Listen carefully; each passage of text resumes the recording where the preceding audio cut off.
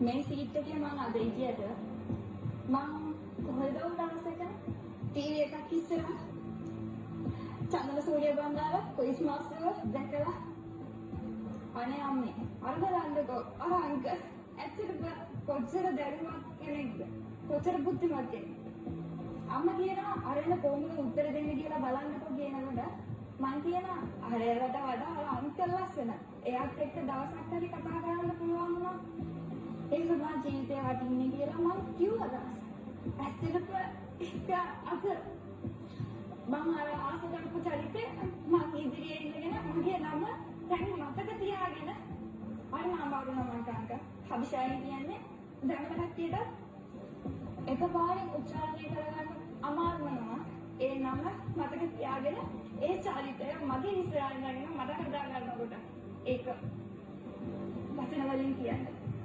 පුතේ මම ඔයාලට ඇත්ත කියනවා. ඇත්ත දෙකක් කියනවා. එකක් තමයි ඔයා මේ පුතුවේ ඉඳලා මම ඔය පුතුවේ ඉඳලා මේ ඇත්ත නැත්ත. ඔයා මගෙන් ඇහුවා නම් එහෙම ආනන්ද කුමාරස්වාමී හොයාගත්ත පාෂාණය මොකක්ද කියලා ඇත්තටම මම ඒක දැක් මේ වැඩසටහනට සූදානම්. මම ওই පුතේ ඉඳගත්තා නම් මට ඒ පාෂාණය කියන්න. දෙවනිය ඔයා දැන් කිව්වනේ උත්තරය මම දන්නේ නැහැ තාම මේ උත්තරේ හරියද නැහැ. ඇත්තටම මම දන්නේ නැහැ මේ උත්තරේ හරියද නැහැ.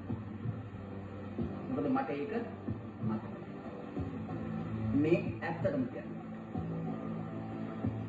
right? එතකොට අපි හිතන සමහර ඒවා